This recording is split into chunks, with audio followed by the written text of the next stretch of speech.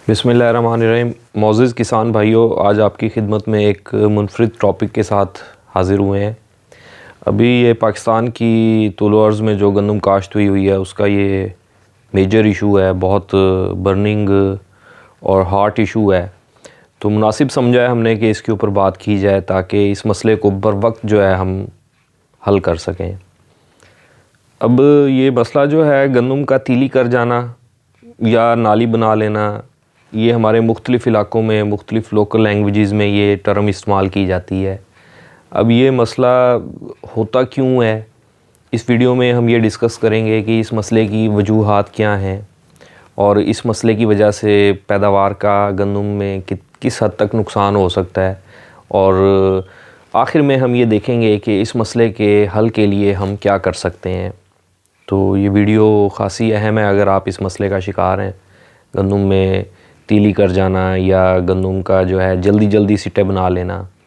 तो इस वीडियो में हम इसी मसले को हाईलाइट करेंगे और इसके ऊपर जो है एक ब्रीफ और इंतहाई ज़बरदस्त जो है वो रिकमेंडेशंस आपको देने वाले हैं, जो कि आपकी फ़सल के लिए बहुत बूस्टिंग होंगी।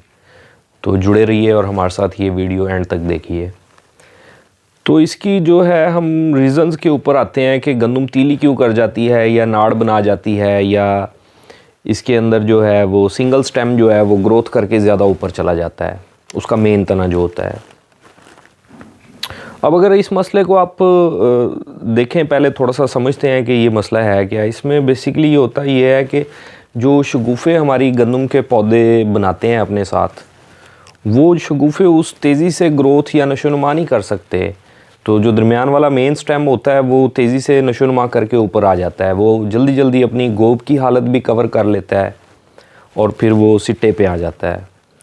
लेकिन निस्बतन जो साथ में शगुफ़े बनाए हुए हैं गंदम की फसल ने, वो उन शगुफ़ों के जो है वो इतने ज़्यादा सिट्टे नहीं बन सके, या वो गोब की हालत में उस तरीके से नहीं जा सकें जिस तरीके से जो मेन स्टेम है, मेन पौधा है, जो असल तना है, वो चला गया है।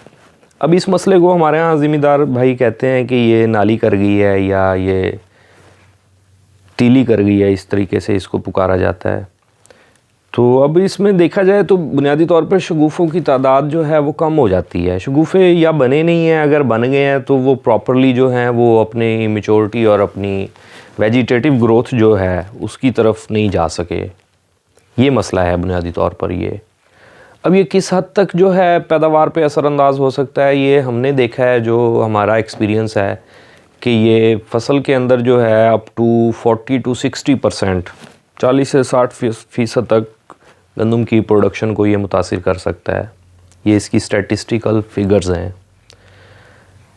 तो अब इसकी वजह क्या है, इसके ऊपर बात करते हैं कि ये होता क्यों है। पाकिस्तान में जो है वो गंदम अक्टूबर के एंड तक जो है मोस्टली एरियाज़ में काश्त हो गई थी, ख़ास तौर पर कपास के काश्ता इलाकों में, क्योंकि बारिशों की वजह से वहाँ कपास की फसल जल्दी टर्मिनेट हो गई थी, तो गंदम की काश्त जल्द मुकम्मल कर ली गई थी। तो ख़ास तौर पर यही गंदम जो है वो इस मसले का शिकार है। अब इसमें रीज़न क्या है, निस्बतन जो है वो मौसम का गर्म रहना। गंदम को टेम्परेचर तो ठीक मिला है उसकी ग्रोथ के लिए, लेकिन डे टाइम टेम्परेचर जो है, दिन में धूप की शिद्दत में कुछ गैर मुतवक्के तौर पर इजाफ़ा रहा है, जिसकी वजह से ये गंदम जो है ये टिलरिंग की तरफ तो गई है, लेकिन ये ऊपर बहुत जल्दी बूटिंग स्टेज या जिसे हम गोब की हालत कहते हैं उसमें आकर और जल्दी जल्दी इसने सिट्टे बनाने शुरू कर दिए हैं, और जैसे हमारे यहाँ लोकली कहा जाता है कि वो नाली कर गई है या वो तीली कर गई है। तो एक तो इसकी बुनियादी वजह जो है वो टेम्परेचर और मौसम का निस्बतन गर्म रहना, क्योंकि ये थोड़ी सी अगेती काश्त भी थी। वैसे तो गंदम की काश्त 15 अक्टूबर से टाइम स्टार्ट हो जाता है, लेकिन मौसमों में जो तब्दीलियां हैं और जो तगय्युर आ रहा है उसकी वजह से जो है गंदम भी उस तब्दीली और तगय्युर का शिकार हो रही है यहाँ पर, ख़ास तौर पर अगेती गंदम।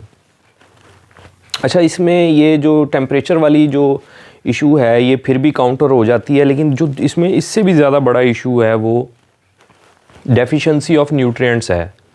यानी कि खुराकी अज्जा जो हैं गंदम के, जो उनको खुराक गंदम को चाहिए होती है, वो उनकी कमी रह गई है, हम ये समझते हैं। और ये वो पॉइंट है जिसके ऊपर ज़्यादा जो है वो डिबेट होनी चाहिए और ज़्यादा जो है इसको वो कंसीडर करना चाहिए। इसकी भी हम आपको लॉजिक दे देते हैं, क्योंकि हमारे पास ऐसी गंदम भी हमने देखी हैं और हमारे एक्सपीरियंस में हैं, और बहुत सारे हमारे किसान भाइयों के पास होंगी कि जो इसी टेम्परेचर में रही हैं, लेकिन उन्होंने बहुत अच्छा शगुफ़े बनाए हैं बहुत अच्छी टिलरिंग के साथ, और वो प्रॉपर जो है अपनी ग्रोथ कर रही हैं। तो ये इसकी रीज़न्स हैं दो मेरे नज़दीक। एक मौसम का निस्बतन गर्म रहना, और दूसरे नंबर पर जो सबसे ज़्यादा अहम है, खुराकी या खाद की जो है वो न्यूट्रिएंट्स की गंदम के पौधे को जो न्यूट्रिएंट्स खुराक के अज्जा चाहिए उनकी कमी रहना। तो अब इसमें देखा जाए तो इस मसले को अगर हम एक और एंगल से देखें, जो कि सबसे अहम एंगल है, मैं समझता हूँ आपको समझने के लिए ये जो है सबसे अहम बात है, वो ये है कि देखें आपके ये गंदम ने जल्दी जो है ये अपनी स्टेजेस कवर की हैं। अपने जो इसकी ग्रोथ स्टेजेस थी उसको इसने कम टाइम में किया है, नशोनुमा के जो मराहिल हैं वो कम वक्त में इसने तय किए हैं, और जल्द ये सिट्टे पे आ गई है। ख़ास तौर पर अब्दुस्तार वैरायटी है या बहुत सारी ऐसी हमारी जो ओल्ड स्कूल और ट्रेडिशनल वैरायटीज़ हैं, वो उनको आप देखेंगे तो वो बहुत जल्द सिट्टा बना चुकी हुई हैं, बल्कि अभी, और कमज़ोर सिट्टा और छोटा सिट्टा।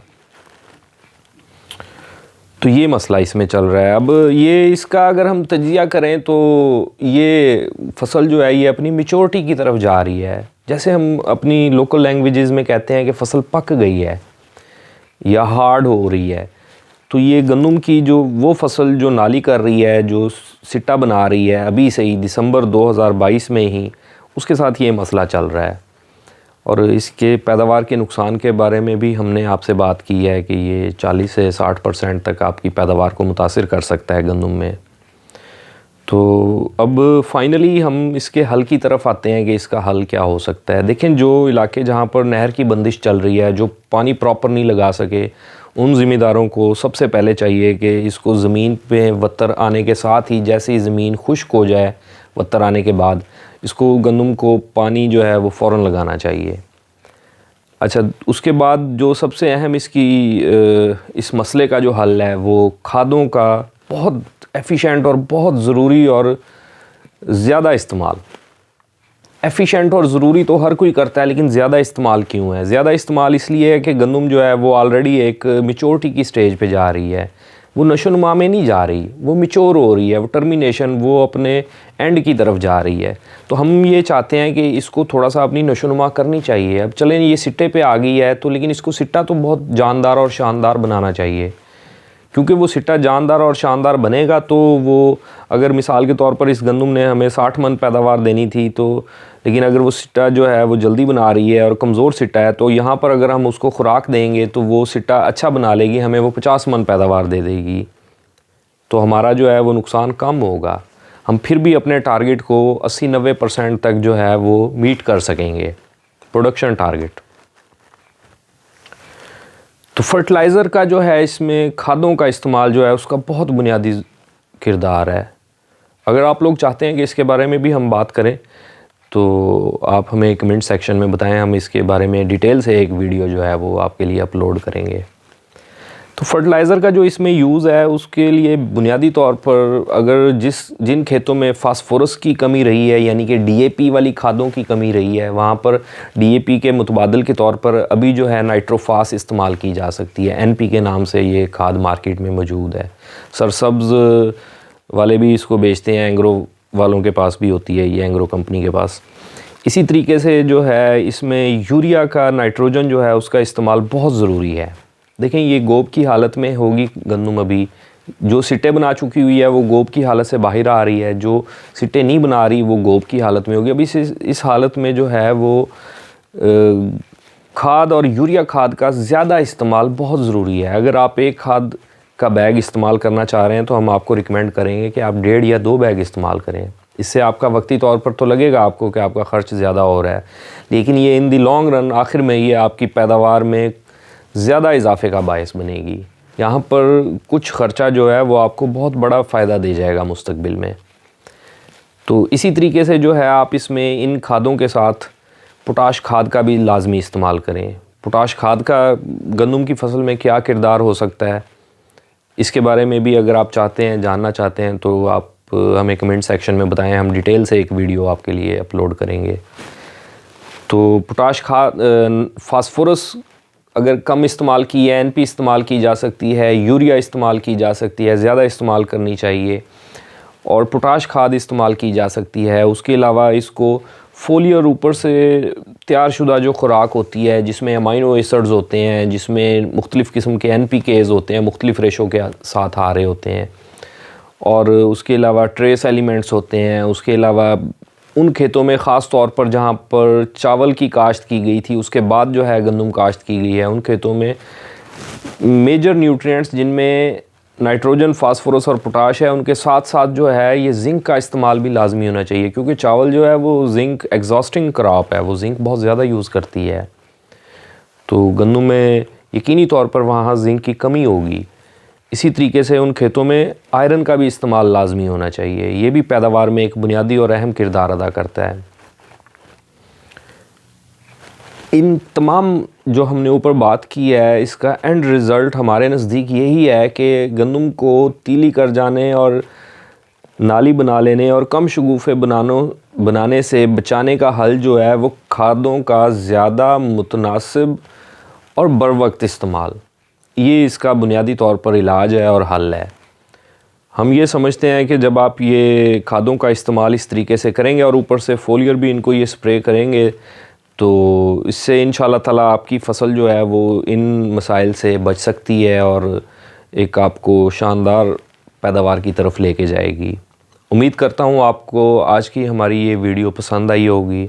अगर आप दोस्त ये चाहते हैं कि इस तरह का कंटेंट हम आपके लिए लेके आते रहें, तो काइंडली आप हमें जो है वो हमारे चैनल को विज़िट कीजिए और हमारे चैनल को आप सब्सक्राइब भी करें। उससे ये होगा कि हमें अंदाज़ा होगा कि हमारी वीडियोज़ आपके लिए किस हद तक मददगार साबित हो रही हैं। देखने के लिए बहुत शुक्रिया। अल्लाह हाफ़िज़।